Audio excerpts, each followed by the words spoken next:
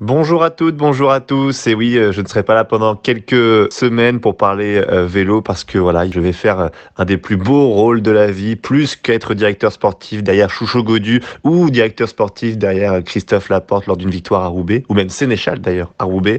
Voilà, je vais m'occuper d'une petite championne pendant quelques semaines évidemment. Et puis quand tout sera un peu réglé, quand on aura réglé les détails un peu, quel vélo, quel type de course elle va faire, après c'est tout bon, on reviendra analyser les courses avec toi Guillaume. Allez, ciao à tous. Patrice et Julien. Allez mon Juju. Il va être proclamé, il va être acclamé. Julien Alaphilippe, champion Du monde. Attaque de Marlou.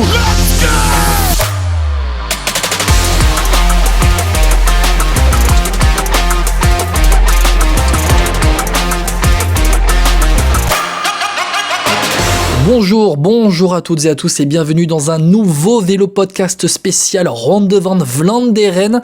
Alors bon, vous l'avez entendu en introduction, en teaser on va dire, François Pierre m'abandonne pour quelques jours, quelques semaines. Il va endosser le plus beau des rôles, celui de papa. Je salue François Pierre.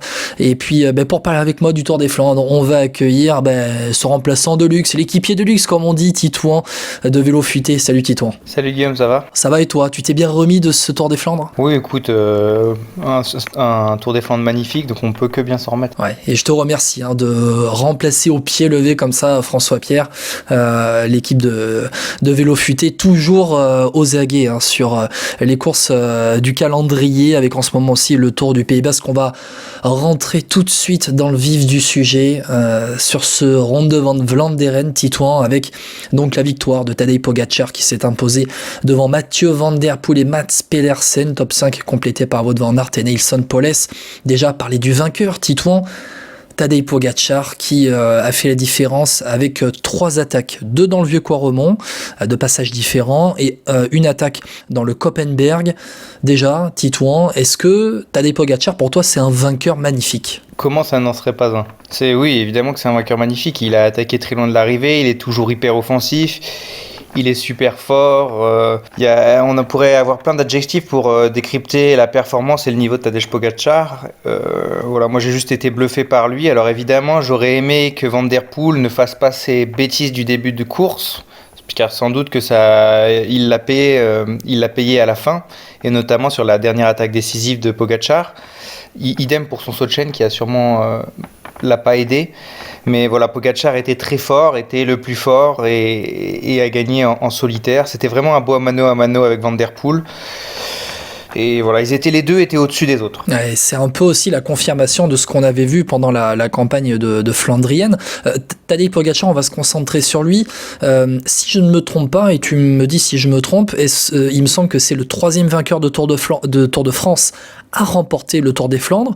Après Louison Bobet et Eddy Merckx, il est de cette trempe-là, Tadej Pogačar, aujourd'hui ? Oui, alors après, de toute façon, je ne veux pas comparer avec ces époques-là, ça n'a rien à voir. On est sur un cyclisme bien différent, il n'y avait pas la même concurrence. Moi, je dirais que c'est encore plus impressionnant ce que fait aujourd'hui Pogačar que ce qui était fait à l'époque d'Eddy Merckx ou Louison Bobet. Tout le monde est à la pointe du matériel. D'ailleurs, on dit souvent que Pogačar n'a pas le meilleur matériel du monde. Tout le monde est à la pointe de la technologie, sur tous les entraînements. Tout le monde est hyper professionnel. Donc voilà, ce que fait Pogačar, c'est exceptionnel. Et dans le Vieux-Quarremont, dans ces 2 attaques, notamment dans la dernière attaque décisive, il vole complètement, c'est impressionnant. Il fait même des drifts tellement il envoie des watts dans les pédales, quoi. Ouais, les pavés étaient un petit peu glissants, ils ont séché au fur et à mesure, mais forcément ça rajoute un petit côté fun et chaud de voir ce genre de choses. Mais bon, il appuyait tellement fort sur les pédales, j'aurais pas aimé être à la place des pédales. C'est aujourd'hui le meilleur coureur au monde au moment où on parle. Avant même sa victoire, c'était déjà le meilleur coureur du monde parce que c'est le plus complet et que c'est le plus fort. Donc oui, c'était le meilleur et ça l'est toujours et ça va sûrement le rester encore quelques années. On va prolonger un petit peu le débat sur Tadej Pogačar et un peu se projeter dans le futur. Tu vas voir venir très rapidement, Titouan. Pogačar a remporté déjà Liège-Bastogne-Liège 2 fois le Tour de Lombardie. Là, il remporte le Tour des Flandres en 2023. Est-ce qu'il est en capacité de faire le grand chelem sur les 5 monuments ? Je sais pas. Probablement qu'il en est très proche. Pour moi, avec Van Der Poel, c'est les deux qui ont le plus de chances de réussir cet exploit. Maintenant, voilà, Paris-Roubaix, ce sera un vrai challenge. Il faut habituer ses mains à supporter ça. Je me rappelle de Juan Antonio Flecha qui disait que c'était terrible pour les mains que Paris-Roubaix. Donc, il y a pas mal de choses à faire. D'ailleurs, il l'a dit aussi en interview qu'il fallait qu'il habitue ses mains à ça. Il n'aura pas les monts pour l'aider à faire la différence. Et puis, Milan-San Remo, c'est pareil. C'est tellement facile comme parcours, on va dire, qu'il aura beaucoup de mal à lâcher les autres. On l'a vu cette année et l'année dernière. Donc, mine de rien, il a reporté les 3 qui lui correspondaient le mieux. Et maintenant, il lui reste les plus durs, mais évidemment qu'il peut y arriver, mais il faudra vraiment qu'il cible ça au maximum. Et d'ailleurs, il avait dit pour Paris-Roubaix qu'il faudrait aussi qu'il gagne quelques kilos supplémentaires. Et ça peut être incompatible avec d'autres objectifs. Je dis pas que c'est impossible, je dis juste que ça va être dur, parce que c'est une performance de toute façon hors norme. Et qu'il y a une concurrence terrible, on l'a vu notamment aussi sur Milan-San Remo cette année, et sur le Tour des Flandres, avec, à la 2e place de ce Tour des Flandres, un Mathieu Van Der Poel. Il lui a pas manqué grand-chose finalement à Van Der Poel. Il termine à 16 secondes de Pogačar. Il disait en après-course que entre le Paterberg et l'arrivée, il n'avait jamais développé autant de watts. Pourtant, il n'a pas réussi à rentrer sur Tadej Pogačar. Où est-ce que ça s'est joué pour lui ? En début de course. Début de course, pour toi, c'est vraiment là où il a perdu l'influx ? Au départ, je pensais même que Van Der Poel allait même pas rentrer en fait, parce que ils avaient l'air déterminés à vouloir l'éliminer. Finalement, il a fait une grosse demi-heure de course-poursuite, mais dans laquelle il usait de l'énergie. On le voit relayer quand même, plein vent, parce qu'il y avait du vent de face. Donc voilà, il s'est fatigué, il a forcément usé du gaz, et de la même manière, il a dû faire un gros effort quand il a fait son saut de chaîne pour revenir tout de suite, parce que si ça basculait sans lui, ça pouvait être compliqué, donc il a fait l'effort tout de suite. Donc voilà, il perd là, et puis peut-être aussi qu'il s'est vu trop fort en attaquant dans l'avant-dernière ascension. S'il avait été plus patient, peut-être que dans le vieux Quarmont, il aurait pu rester dans la roue aussi. Je dirais que voilà, sur le Milan-San Remo, il a su placer la bonne attaque au bon moment. Peut-être que là, finalement, il a été moins bon stratège, il aurait peut-être dû être plus patient, et puis il voit forcément le début de course qui vraiment n'a pas joué en sa faveur.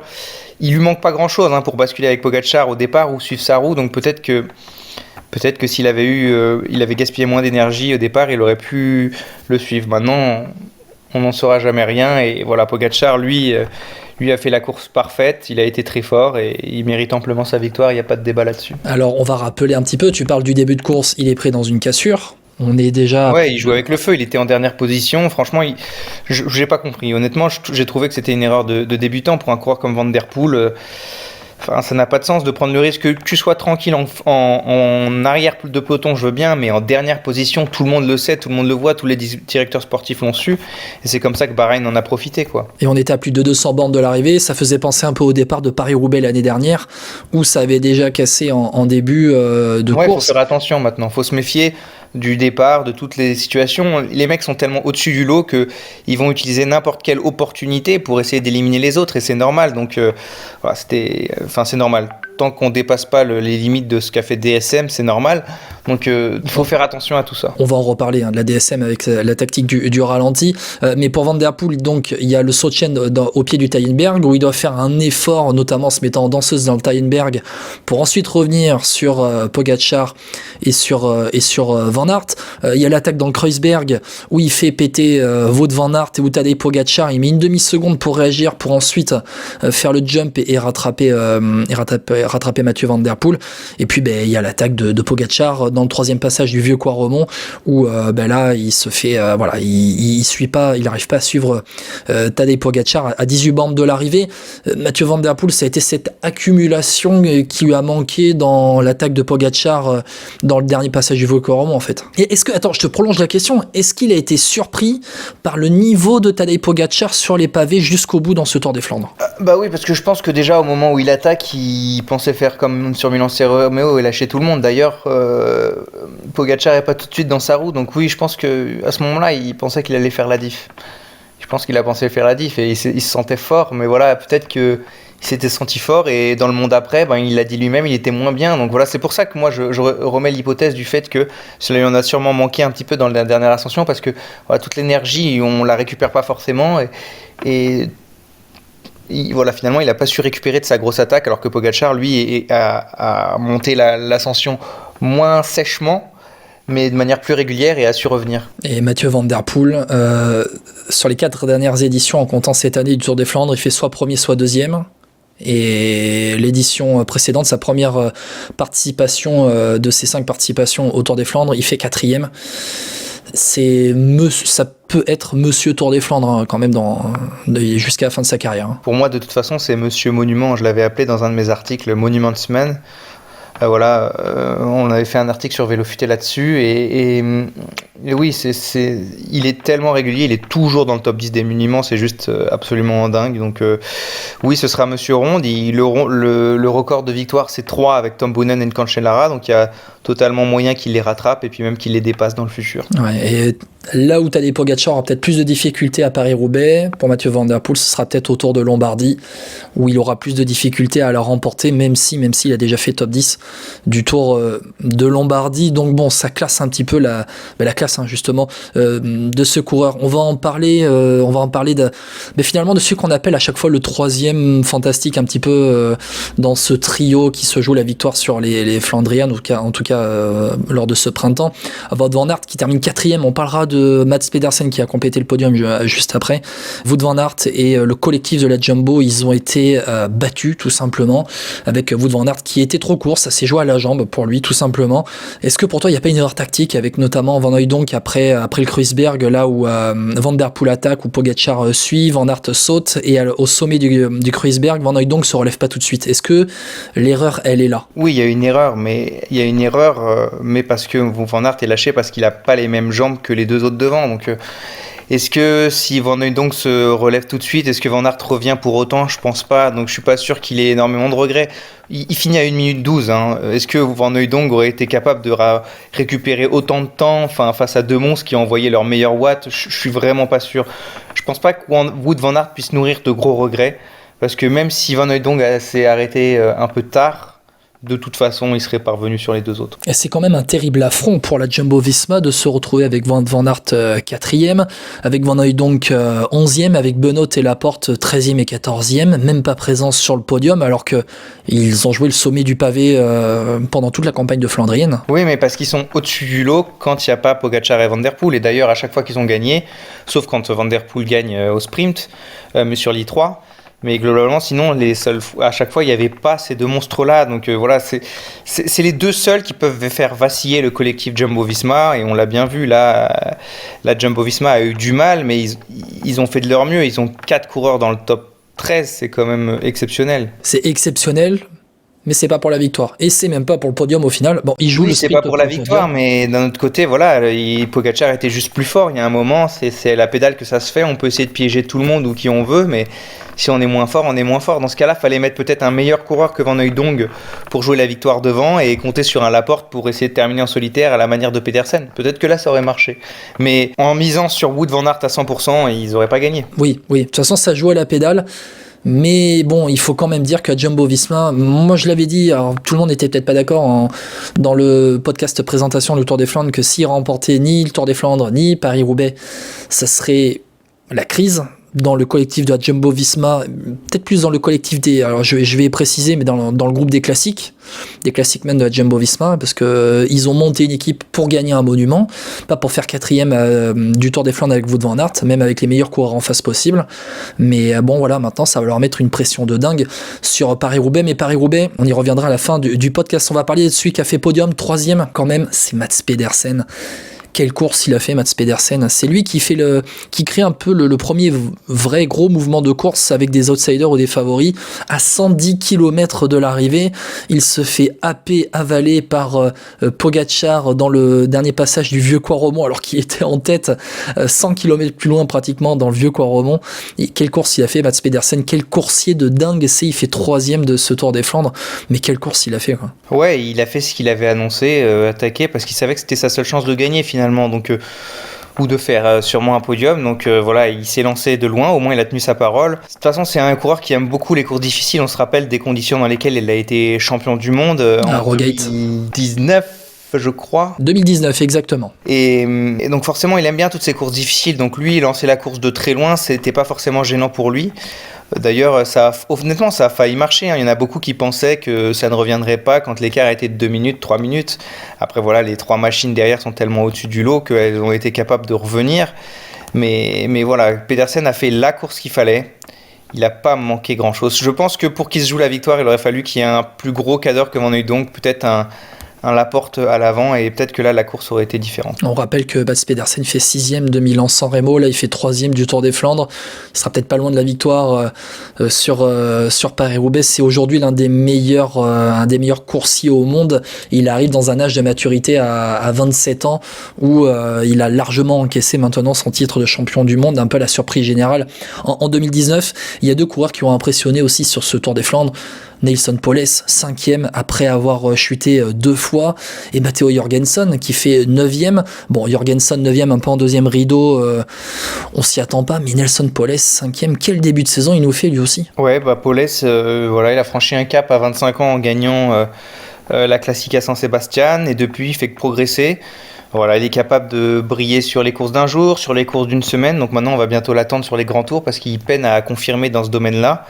Mais en tout cas, ouais, il fait un début de saison exceptionnel. On rappelle qu'il a gagné sa première victoire sur le Grand Prix La Marseillaise le 30 janvier ou le 31 janvier, je ne sais plus. Et voilà, depuis, il ne fait qu'enchaîner les grosses performances, les top 10, les victoires dans tous les sens. Donc oui, c'est très impressionnant. Honnêtement, moi, je ne l'attendais vraiment pas à ce niveau-là sur le Tour des Flandres. On m'aurait dit en janvier, Powless fait 5ème. J'aurais dit non, non, jamais de la vie. Donc voilà, chapeau à lui. C'est vraiment un coureur complet. Donc comme je disais, j'attends maintenant de le voir sur les grands tours et sur le Tour de France. Un top 10, ce serait pas mal. L'année dernière, sur le Tour de France, Neilson Powless, c'est 12ème, après avoir fait 4ème à Rambert en échappée, après avoir fait 4ème à l'Alpe d'Huez en échappée. Voilà, c'est le grand écart au niveau des profils de course. Et puis en 2023, tu as dit, il remporte la Marseillaise à la fin du mois de janvier. Il remporte derrière l'Étoile de Bessèges, 3ème du Tour des Alpes-Maritimes et du Var. Il fait 6ème de Paris-Nice, 7ème de San Remo, 3ème d'à travers la Flandre, 5ème du Tour des Flandres. Un profil éclectique, comme on dit pour Neilson Powless, tout comme Matteo Jorgensen, finalement, très rapidement, en quelques secondes, Matteo Jorgensen, surprenant 9ème, surprenant top 10, on n'attendait pas à le voir là, quoi. Ouais, Jorgensen, c'est encore plus impressionnant parce que lui, il a que 23 ans. Dès le départ, il savait pas vraiment s'il avait le profil de Flandrien ou le profil de coureur par étape. Il avait dit que finalement il préférait s'orienter sur un seul domaine. On voit qu'au final il n'a pas du tout respecté sa parole, mais s'il arrive à briller dans les deux domaines, c'est tant mieux pour lui. Sur le Paris-Nice, il a été excellent, il a été encore excellent sur le Tour des Flandres, excellent à travers la Flandre. C'est un coureur avec énormément de potentiel et globalement, c'est la génération américaine qui revient vraiment au top. Powless, Jorgensen, on a Simons évidemment. Donc il y a des vrais coureurs qui ont un vrai talent. Là, Richie Tello à Israël qui sera sûrement un redoutable grimpeur. Manu Sheffield. Les États-Unis retrouvent enfin des couleurs et ça fait plaisir. On va parler d'un dernier coureur, d'une dernière équipe. Kasper Asgreen, Soudal Quick-Step. Transparent, est-ce que c'est le mot qui résume leur course, ou alors est-ce que Kasper Asgreen t'y a cru à un moment donné pour le podium ? Non, on peut pas dire transparent parce que Merlier était à l'avant au début de la course, ensuite Asgreen est passé, finalement ils ont passé 81% de la course en tête, donc non, pas transparent du tout. Par contre, on les attendait sûrement à un autre niveau depuis le début sur les Flandriennes, mais on peut pas dire qu'ils aient raté complètement leur course. Asgreen, il fait 7ème, comme il aurait pu faire 3ème ou 4ème, voire gagner dans d'autres circonstances. Il était très fort, peut-être le plus fort dans les monts du groupe de tête pendant longtemps. Donc non, je dirais pas qu'ils ont été transparents. Ils sont 7ème, c'est pas le résultat attendu, mais c'est pas non plus catastrophique. C'est beaucoup moins pire que ce qu'on pouvait attendre avant le départ. Alors moi, si je te dis transparent, c'est parce que Soudal Quick-Step, c'est comme la Jumbo-Visma, ça doit jouer la victoire. C'est une top team mondiale et aujourd'hui ils se retrouvent même pas dans le top 5 du Tour des Flandres. La campagne de Flandrienne, elle a pas été si belle que ça. Kasper Asgreen, oui, je suis d'accord avec toi, il avait vraiment la belle jambe dans le groupe d'échappés, tout comme Stephen Kung qui termine 6ème. Mais Kasper Asgreen, il est pas là. Il est pas là sur le podium, il est pas sur la photo au final. Et c'est ça qu'on attend d'une équipe comme la Soudal Quick-Step sur les Flandriennes. Ouais, mais on peut pas résumer ça à juste être sur la photo, quoi. Je veux dire, il y a des circonstances de coup. C'est comme il y a 2 ans, Pogačar fait 4ème du Tour des Flandres. Il est pas sur la photo finale, sa course est ratée. Non, bien sûr que non. Il a été énorme. Il se fait rattraper par les autres derrière, mais il a été énorme. Là, Asgreen, c'est pareil. Il fait la course qu'il faut. Il pouvait pas. Honnêtement, son résultat, qu'est-ce qu'il pouvait faire de mieux, Asgreen ? Franchement, rien.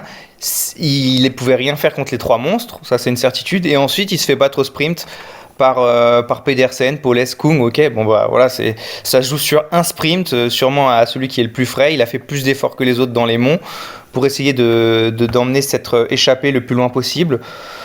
Non, je pense qu'il peut pas avoir de grands regrets. Il a fait la course qu'il fallait. Et Quick-Step est juste moins forte que les autres. C'est pas parce qu'on a été fort dans le passé qu'on doit le rester tout le temps. Et là, voilà, ils sont partis comme on l'a fait. On a fait un article sur la métamorphose de la Quick-Step. Ils se sont orientés un peu plus sur les courses à étapes. Ils sont un peu plus concentrés sur Remco Evenepoel qui lui, voilà, ne déçoit absolument pas et brille au contraire.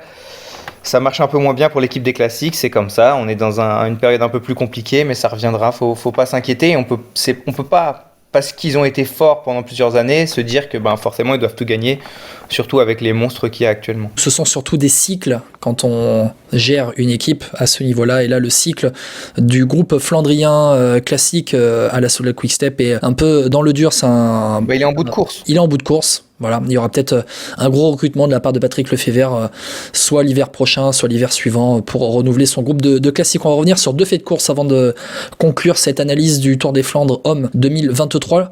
Premier gros fait de course, il est quand même à 141 km de l'arrivée avec cette chute incroyable de Massy-Jouk de la Bahreïn qui crée une énorme pagaille dans le peloton. Avant le passage à l'approche, on était dans l'approche du premier passage du vieux Coiremont. Personnellement, de mémoire, de passionné de cycliste, j'avais pas vu une chute comme ça créée depuis très longtemps, pour ne pas dire j'avais jamais vu une chute comme ça. Ça désorganise finalement un peu tout le scénario de course qui était peut-être prévu. Ouais, ça a foutu le bazar. Voilà, après il s'est excusé, il a fait une erreur, il aurait jamais dû faire ça. Ça a été coûteux pour beaucoup de coureurs, c'est vraiment dommage.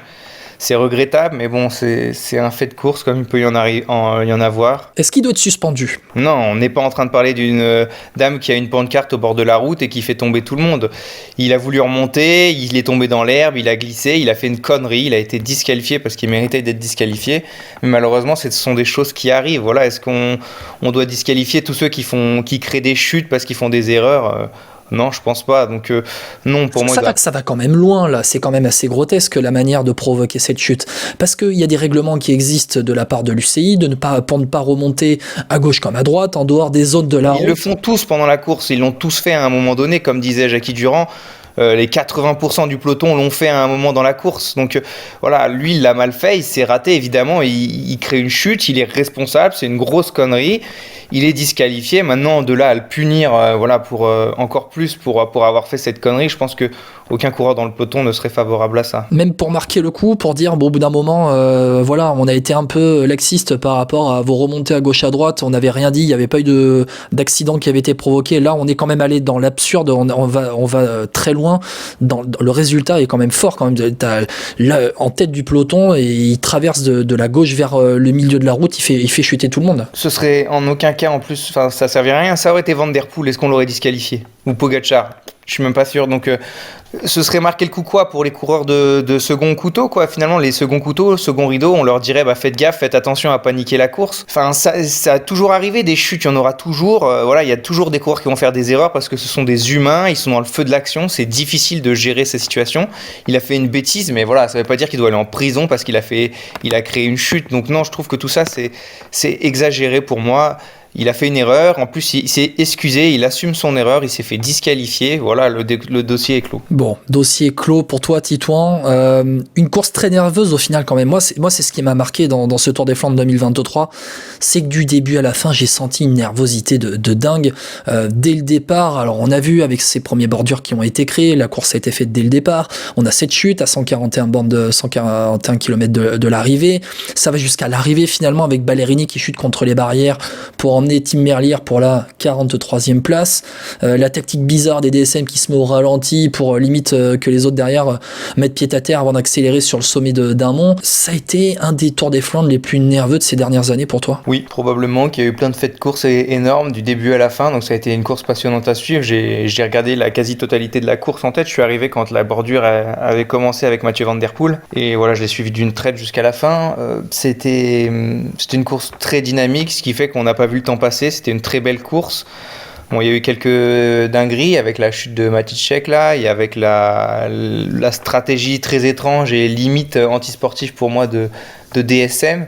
Mais voilà, c'était une très belle course à suivre au global et j'espère qu'il y en aura d'autres comme ça, avec moins de chutes quand même, mais voilà, j'espère qu'il y en aura d'autres. Ouais, c'est tout ce qu'on espère. Moins de chutes, de l'attention, du suspense et cette victoire donc de Tadej Pogačar qui s'adjuge le Tour des Flandres 2023. Titouan, on va se retrouver à la fin du podcast pour parler de Paris-Roubaix, donner un petit peu nos pronostics, mais tout de suite dans Vélo Podcast, on se retrouve avec l'édition femmes et puis une vainqueur qui a confirmé que c'est vraiment la reine des Flandriennes. Il est le troisième à inscrire son nom au palmarès du Ronde 2 après avoir remporté le Tour de France. Il y avait Louison Bobet, il y avait également Eddy Merckx bien sûr. Tadej Pogačar remporte le Tour des Flandres. It's another win for Belgium, 2 in a row for Lotte Kopecky and Team SD Works.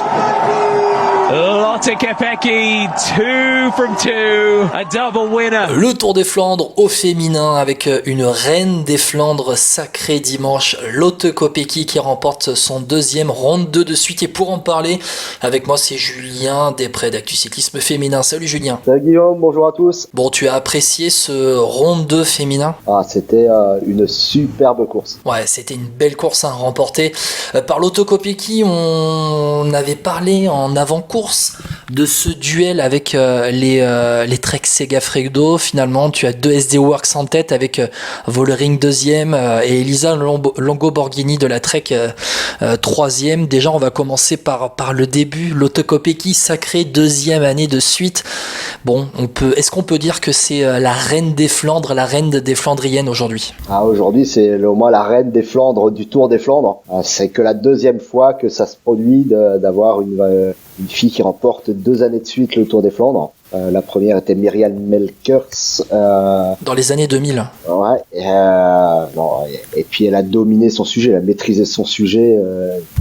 Je pense c'était du tableau noir. Ouais, Myriam Melkers qui avait remporté le Ronde 2 en 2005 et en 2006, les 2e et 3e éditions de l'histoire. Lotte Kopecky, ouais, elle a dominé, c'est ça. Je vais rappeler un petit peu le scénario de course avec un premier tournant. Julien, c'est à 45 km de l'arrivée lorsque les filles arrivent dans le Koppenberg. Et puis il y a ce premier mouvement de course avec Marlene Reusser qui écrase les pédales et avec Silvia Persico dans sa roue. Et puis, on a Liane Lippert qui était placée la championne d'Allemagne de la Movistar, Liane Lippert qui est là et puis qui pose pied à terre et toutes les filles derrière posent pied à terre et ça crée une énorme sélection dans le peloton et derrière Reusser et Persico, elles sont rejoints par 2 SD Works, par Lotte Kopecky et Lorena Wiebes. C'est bien ça, dans le Koppenberg. Le Koppenberg avec ses spécificités, route très étroite, ça coince forcément derrière, c'est l'embouteillage, ça s'empile. Alors la rumeur, enfin les bruits qui arrivent du Koppenberg, c'est que sur la course des hommes, il y a une voiture qui serait montée sur le bas-côté et qui aurait ramené de la boue sur la route, ce qui aurait fait cette partie glissante là où Liane Lippert glisse et bloque allègrement le peloton. Ouais, est-ce que cette voiture aurait aussi ramené de la boue dans le Vieux-Corremont? Non, parce que c'était aussi tout aussi glissant au final, même peut-être plus glissant dans le Vieux-Corremont. Ouais, mais bon, le Vieux-Corremont est moins pentu que le Koppenberg. Il me semble que c'était dans la partie la plus pentue, aux alentours des 22% du Koppenberg, où Lippert pose le pied au sol. C'est vraiment là le premier mouvement de course parce que même Wiebes et Kopecky, elles rejoignent Reusser et Persico dans un deuxième temps en fait. Il me semble avoir vu même Kopecky poser le pied au sol dans le Koppenberg, ou tout au moins gêné par ce premier mouvement. Donc c'est déjà là où on voyait qu'elle était très forte. On voit Lorena Wiebes qui arrive quand même à suivre ce groupe de leaders dans le Tour des Flandres, elle qui est jeune sur ces Flandriennes, qui n'a pas forcément le gabarit léger pour suivre dans les monts aussi de ce Tour des Flandres, qui est la meilleure sprinteuse au monde. Lorena Wiebes elle craque ensuite dans le Tyenberg à 37 km de l'arrivée. Et puis à 29 bornes de l'arrivée, il y a le Kreuzberg avec Marlene Reusser qui craque, avec Lorena Wiebes qui craque dans le groupe de poursuivantes. Et puis on a quand même Silvia Persico qui est là et qui impressionne Silvia Persico parce que elle arrive à suivre Lotte Kopecky et elle est au contact. Elle reste au contact. Après, c'est un peu son type d'effort. Faut pas oublier que Persico brille aussi sur les cyclocross l'hiver. Donc c'est aussi ce genre d'effort assez intense sur une durée plutôt courte. Après, l'histoire a vu qu'elle a explosé dans le Quarmont, mais ça peut être aussi son genre d'effort, mais pas forcément le gabarit pour des Flandriennes. Ouais, et Crack, elle explose sans réellement exploser, parce qu'elle termine quand même 4e au final, dans le groupe qui se dispute la 2e place, juste derrière Demi Vollering et Elisa Longo Borghini.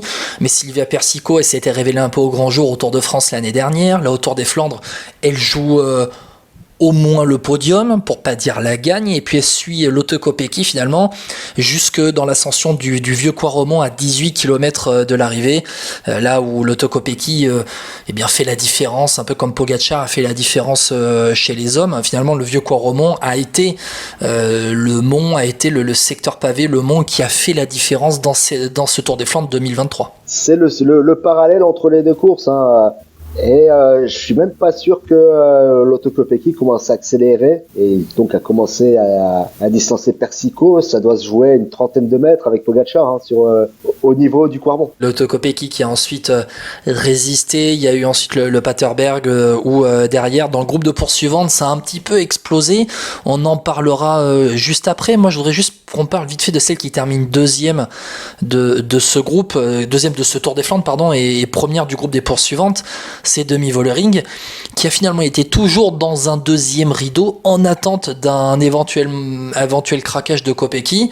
Demi Vollering, est-ce qu'elle avait les jambes pour la gagne, toi, tu penses? Je pense que s'il n'y a pas Kopecky devant, c'était Vollering.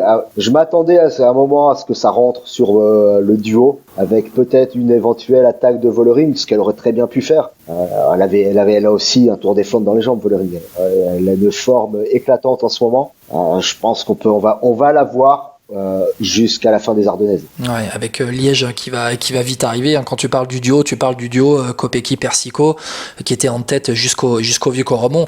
Et finalement, Demi Vollering a été dans un rôle parfait en attente juste derrière au cas où. C'est vraiment le rôle parfait. Mais bon, il y avait Lotte Kopecky qui était quand même au-dessus du lot. Je parlais de ce groupe de poursuivantes qui a un peu explosé dans le Paterberg. Et puis, il y a on va dire entre le Paterberg et qui était à une douzaine de kilomètres de l'arrivée, 16 kilomètres de l'arrivée, une quinzaine de kilomètres de l'arrivée, et puis on va dire jusqu'à la barre des 8-9 kilomètres de l'arrivée, il y a une phase d'attente dans le groupe de poursuivantes avec des retours, notamment Juliette Labousse, qui, on va en parler, qui termine finalement 6e de ce Tour des Flandres, qui avait explosé un peu sur le sommet du Paterberg, qui a réussi à revenir, il me semble, dans la roue de Marlene Reusser. Elle rentre avec Reusser, il y a eu un petit peu de latence, c'est vrai, entre le Paterberg et ces 8-9 km de l'arrivée, où effectivement il y a eu un petit regroupement qui a aussi ramené Elisa Longo Borghini, qui avait sauté pas définitivement, mais qui était toujours à 15-20 mètres derrière ce groupe. Ça lui a permis de rentrer sous le peloton et de signer le podium avec la 3e place. Avec Longo Borghini, donc qui termine 3e. On se le disait juste avant de commencer l'enregistrement, Julien. Elisa Longo Borghini, toi, elle t'a bluffé. Tu me disais, elle m'a bluffé parce que elle revient juste, en fait, c'est son 2e jour de course et puis elle est déjà là pour le podium du Tour des Flandres.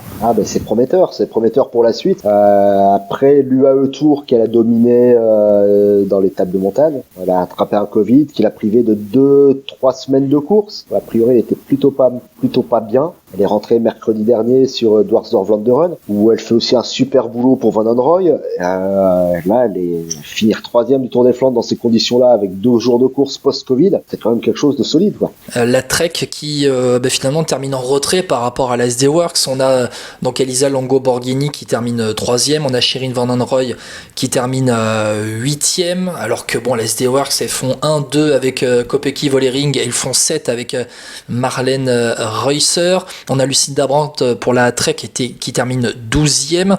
Et puis Lorena Wiebes qui accroche un top 15 quand même, qui a bien résisté après avoir explosé dans les monts, dans les derniers monts, alors qu'elle était dans les groupes de tête. Elle termine 14e dans ce 2e groupe, on va dire, qui s'est disputé à la 13e place et qui a été réglé donc par Maike van der Duyn de la Canyon SRAM, devant Lorena Wiebes et Marianne Vos qui termine elle 15e de ce Tour des Flandres.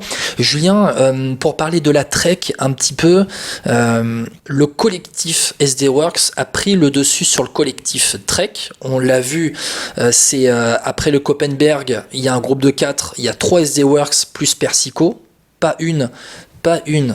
Trek Segafredo, alors que Shirin Van Androoy était juste derrière, il me semble. Lorena Vebes, elle était à 2 doigts de rentrer sur le groupe de 4, elle n'y est pas arrivée. Les Treks ont été débordés. Les Treks ont été nettement débordés sur la partie post-Koppenberg. Après, c'était un petit peu, sauf qu'il peut essayer de rentrer, même après, sur le final, Shirin Van Androoy a fait un super boulot, mais est-ce que, à un moment, je me suis demandé si elle bossait pas pour elle, pour préparer le sprint, mais c'était un peu loin, elle voyait pas. Je pense qu'il y a eu aussi et surtout un couac au niveau de la communication entre les filles. Tu penses au niveau de la communication? Ah, je pense, parce que Shirin Van Androoy, tu dois pas lui demander de rouler alors que Longo Borghini peut revenir. Pareil au niveau du Koppenberg, Brandt, elle était pas super loin derrière, elle pouvait aussi se relever pour attendre Brandt pour refaire rentrer. Je pense qu'il y a eu il y a dû y avoir un petit couac quand même. Ouais, ça a dû communiquer aussi bien que chez la Jumbo-Visma, donc chez les hommes. Exactement, voire même aussi chez les femmes. Aussi, avec chez les femmes à la Jumbo-Visma, la meilleure Jumbo-Visma, c'est Anna Henderson qui termine 9e. Marianne Vos, elle, donc je le disais, dans le groupe qui joue la 13e place, elle termine 15e au sprint. Je vais juste faire un parallèle avec la Jumbo-Visma homme. Est-ce que pour toi, Julien, la SD Works a réussi ce que n'a pas réussi justement la Jumbo en profitant d'un collectif hyper fort? C'était l'antithèse de la Jumbo-Visma hier.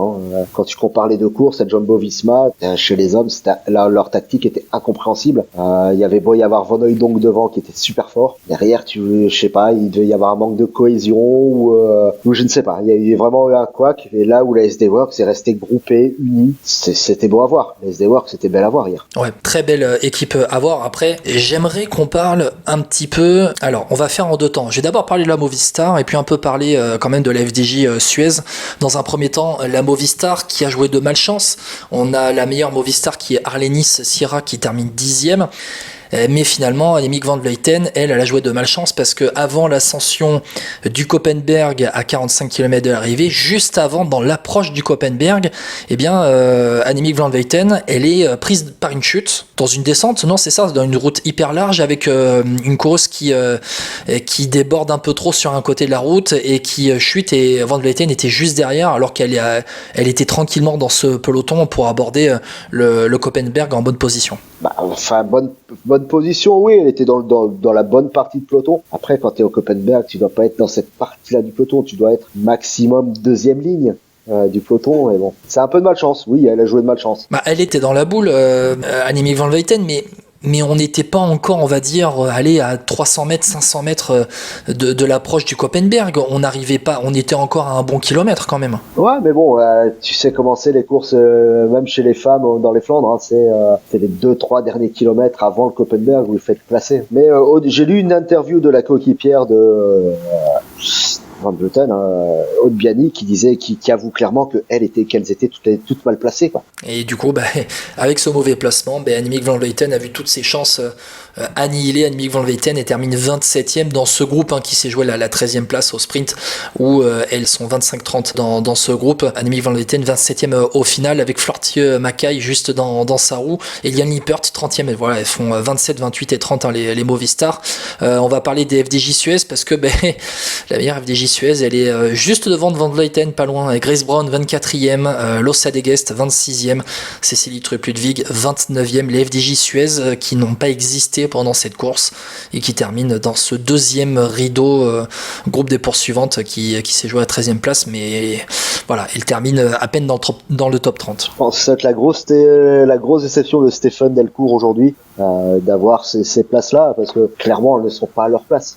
Les 3 filles, avec la surprise depuis le début de saison, c'est celle qui marche bien aussi depuis le début de saison, Koulibaly, Locha de Guest, normalement elle doit être dans le groupe qui arrive pour le podium. Après, est-ce qu'elles se sont pas fait aussi piéger, enfin je pense, à présent qu'elles se sont fait aussi piéger par la cassure du Koppenberg. Avec du coup cette sélection qui s'est faite, on le rappelle, à une 50aine de kilomètres de l'arrivée, 45 km de l'arrivée, avec Liane Lippert qui avait posé pied à terre et tout le peloton derrière pratiquement qui a posé pied à terre. On va revenir sur le Tokopeki. Le Paris-Roubaix arrive déjà dimanche. Est-ce que l'Auto Kopecky, Julien, est la grande favorite de Paris-Roubaix? Est-ce qu'elle est la grande favorite de Paris-Roubaix? Je serais tenté de dire oui. C'est mon rêve de gagner Paris-Roubaix. Elle a fini 2e l'année dernière. De toute façon, on aura du SD Works partout. Je pense, de toute façon, on en avait parlé en preview que c'était un peu l'équipe à battre.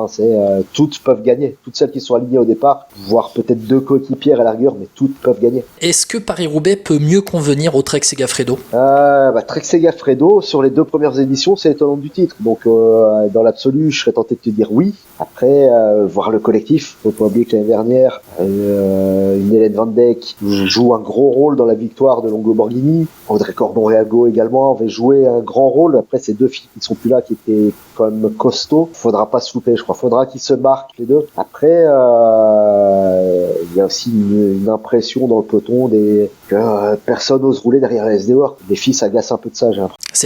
C'est-à-dire que dès que ça part, il n'y a pas de cohésion pour essayer de les contrer. Et une sorte de résignation.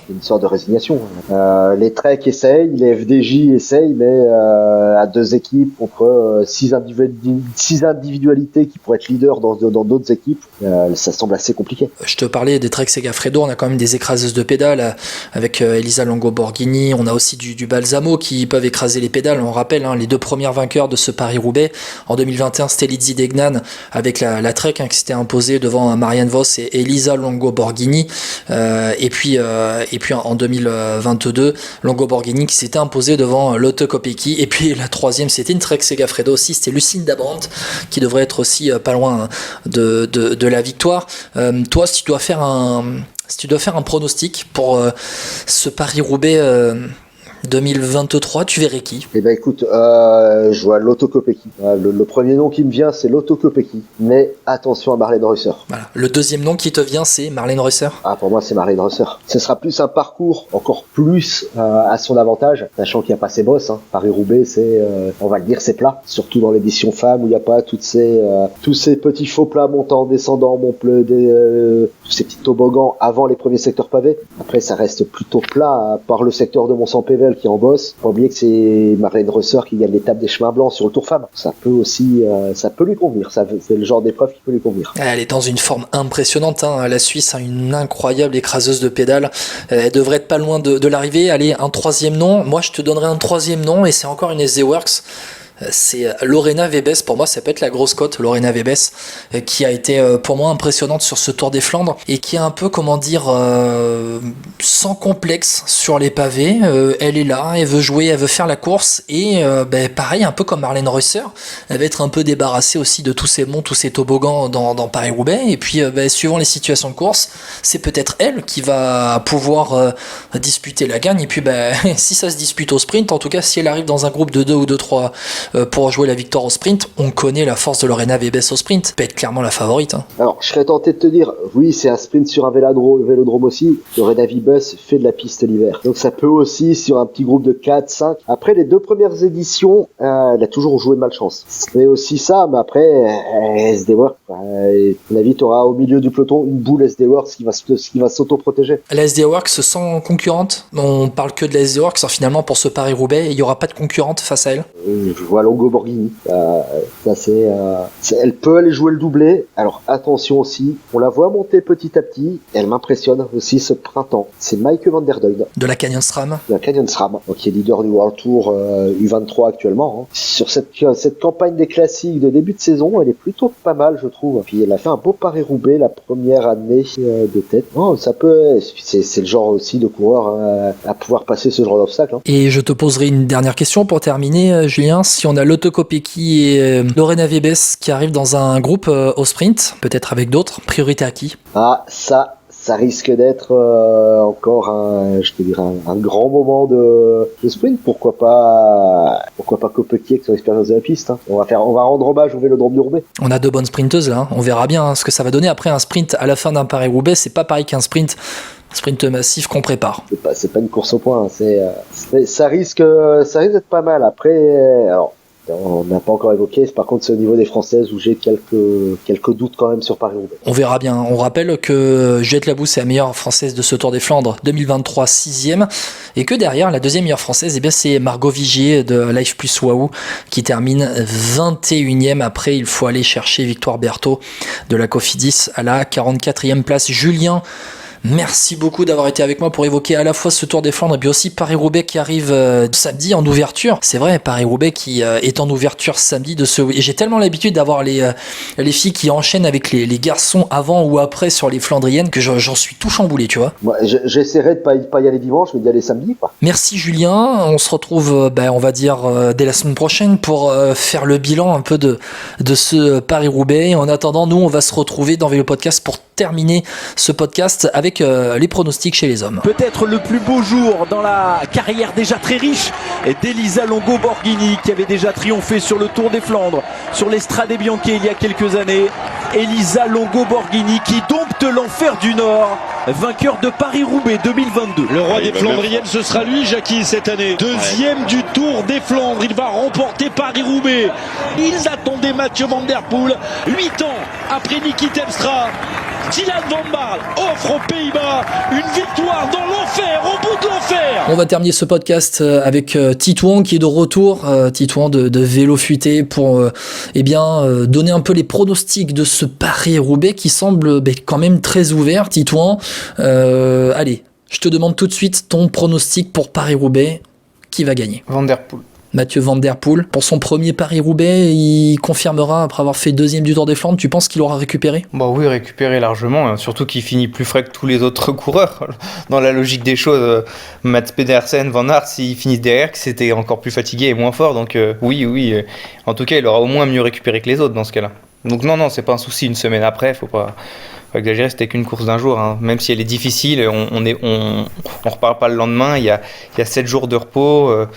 Il n'y a pas de souci à ce niveau-là. L'an dernier, il fait 9e de Paris-Roubaix. On rappelle que l'année dernière, Paris-Roubaix, parce qu'on a Van Baarle l'année dernière qui fait podium, qui fait 2e du Tour des Flandres, et derrière, il va gagner Paris-Roubaix. Mais l'année dernière, il n'y avait pas une, mais 2 semaines d'écart entre les deux courses, puisque Paris-Roubaix avait été échangé avec l'Amstel puisqu'il y avait le présidentiel en France. On avait demandé à ce que Paris-Roubaix soit retardé d'une semaine. Est-ce que tu penses que ça va être un Paris-Roubaix ouvert ou ça peut exploser de partout encore plus que dans le Tour des Flandres? C'est pas incompatible, un Paris-Roubaix ouvert qui explose dans tous les sens. Oui, je pense que Paris-Roubaix est toujours une course très ouverte. Du moins, elle l'est toujours depuis que Boonen et Cancellara sont plus là. Donc je suis pas sûr que, à l'inverse des monts dans le Tour des Flandres, je suis pas sûr que personne ne puisse surprendre. On a déjà vu en plus des mecs qui partaient dans l'échappée comme Vermeer, Sheyman ou plein d'autres coureurs qui ont réussi à créer des surprises, Dillier à monter sur le podium. Donc voilà, il peut se passer des choses assez surprenantes. Donc oui, la course est ouverte. Maintenant, Van Aert et Van Der Poel sont quand même au-dessus du lot. Van Aert serait un peu plus avantagé, ou du moins désavantagé avec l'absence de monts. Le fait que ce soit sur le plat, ça lui est favorable. Donc il y aura sûrement un beau duel entre les deux. Je choisis Van Der Poel, mais très honnêtement, j'en suis pas sûr. Et si jamais ils arrivent à 2, je changerai mon pronostic pour dire que Van Aert gagne le Paris-Roubaix. Je mise sur le fait que Van Der Poel parvienne à le lâcher, mais globalement, les deux seront sûrement très forts et difficiles à battre. Voilà, la logique voudrait qu'il soit 1 et 2, à moins qu'un mouvement de course ne vienne tromper cette stratégie. Les Jumbo-Visma sous pression pour ce Paris-Roubaix? Je sais pas, moi je peux pas, j'ai pas envie de dire que parce qu'ils ont fait 4e du Tour des Flandres, ils ont raté leur campagne de classique. C'est exceptionnel ce qu'ils ont fait, jamais aucune équipe dans l'histoire ne l'a fait. Donc sous pression, je sais pas, ils font s'ils gagnent Paris-Roubaix, ce sera magnifique, et s'ils gagnent pas Paris-Roubaix, ils auront quand même fait un début de saison magnifique. Ils auront certes pas gagné les 2 courses principales, mais ils auront gagné plein d'autres courses. Il ne faut pas non plus les sous-estimer. C'est pas parce qu'on ne gagne pas les 2 monuments que ça y est, notre saison est ratée. Il y a plein d'autres belles courses à gagner dans la saison. Il ne faut pas minimiser ce genre d'exploit, surtout que gagner les 5 premières Flandriennes, c'est juste exceptionnel, c'est sûrement jamais arrivé. Donc voilà, on n'oubliera pas en fait ce début de saison de Jumbo, même s'ils n'auront pas gagné les deux monuments. Donc Paris-Roubaix, non, moi j'irai sans pression, sûrement que Van Aert en aura parce qu'il en a toujours. Mais voilà, il n'y a pas de raison de s'en mettre plus que d'habitude. Avec Laporte qui devrait être là aussi en second rideau, Christophe Laporte qui pourrait tirer son épingle du jeu. Moi je vais te donner un pronostic, Titouan, c'est Mats Pedersen. Mats Pedersen, il fait un gros début de saison, même depuis la fin de saison dernière, il est quand même assez énorme. Et je parlais dans le début de podcast sur le Tour des Flandres de la maturité de Mats Pedersen. Il arrive quand même à un âge où il écrase les pédales, c'est impressionnant, et là il n'y aura pas les monts. Il va devoir, enfin, en écraseur de pédale, il a le profil parfait, et derrière, après, si ça arrive au sprint, il a une très belle pointe de vitesse. Moi, je pense sincèrement qu'il sera pas loin de la victoire. Hein. Sur le papier, oui, c'est un des favoris pour la 3e place. Pour la 3e place, et donc pas pour la victoire. Bah, il peut gagner, mais voilà, sur le papier, c'est un des favoris pour la 3e place, mais pas pour la victoire. Bon, si on doit donner des outsiders pour terminer, on cite qui ? On cite Stefan Kung, Pipo Ganna. On cite du Mohoric s'il récupère. On cite quoi ? Du Van Barle s'il récupère aussi. On aura qui ? On aura peut-être Van Barle devrait pas être là. Van Barle devrait pas être là, voilà. Et c'est pour ça que je dis s'il récupère. Van Barle devrait pas être là. Maintenant, s'il est là, est-ce qu'il sera en forme assez pour faire une course comme Paris-Roubaix ? C'est pas sûr. Je dirais que les principaux outsiders, pour moi, Laporte a une grosse carte à jouer. Parce que le jeu d'équipe peut lui être favorable si jamais... il attaque comme il l'a fait à un moment sur le Tour des Flandres et qu'il attaque et que Van Der Poel décide de pas rouler avec Van Aert pour parvenir et pas emmener Van Aert, ça peut très bien être favorable à Laporte. Ensuite, voilà, Asgreen semble en meilleure forme, donc Asgreen faudra pas l'oublier. Pedersen évidemment sera un candidat sérieux et Ganna évidemment qui vise cette course, qui rêve de cette course, qui a les moyens de gagner cette course, mais qui n'a pas encore réussi à briller. Donc voilà, Ganna, ce sera un peu la curiosité de ce Paris-Roubaix. Il est capable de tout, mais sera-t-il capable de gagner dès cette année ? Je ne sais pas. À voir. Okay. Donc voilà, grosse interrogation autour de Ganna, mais ce sera vraiment intéressant à suivre. Et voilà, tout ce qu'on peut souhaiter, c'est une course magnifique. Ganna qui a remporté Paris-Roubaix chez les jeunes, et Ganna qui a eu comme déclic aussi le podium sur Milan-San Remo le mois dernier. Peut-être que ça peut jouer dans sa tête. Titouan, merci beaucoup d'avoir été avec moi pour parler à la fois du Ronde 2, à la fois de Paris-Roubaix qui arrive. Et puis, si je peux rajouter juste quelque chose, Romain a réalisé une très belle interview du directeur sportif de la Lotto qui parle notamment d'Arnaud Delis et du fait qu'ils veulent miser sur lui pour notamment Paris-Roubaix dans le futur. Donc voilà, c'est dans le thème des Flandriennes, donc voilà, n'hésitez pas à le lire. Vélofuté.com, l'un voire le site de référence aujourd'hui pour l'actualité du cyclisme. Titouan, merci beaucoup. Merci à toi pour l'invitation. Avec plaisir, et puis mon rappel, Vélo Podcast, ce sera sans François Pierre pendant quelques temps, puisque François Pierre est donc désormais papa, je le salue. Félicitations à lui. Félicitations, il va pouvoir regarder Paris-Roubaix devant la télé sur le canapé avec la petite et vibrer, et imagine si son idole Florian Sénéchal remporte Paris-Roubaix la nuit, il peut pas y être. Aïe. Ouais. Ça va lui faire mal à la tête. Merci beaucoup de nous avoir écoutés. On se retrouve très bientôt pour analyser Paris-Roubaix 2023 qui aura lieu samedi et dimanche pour les femmes et les hommes. Ciao, à bientôt. Salut.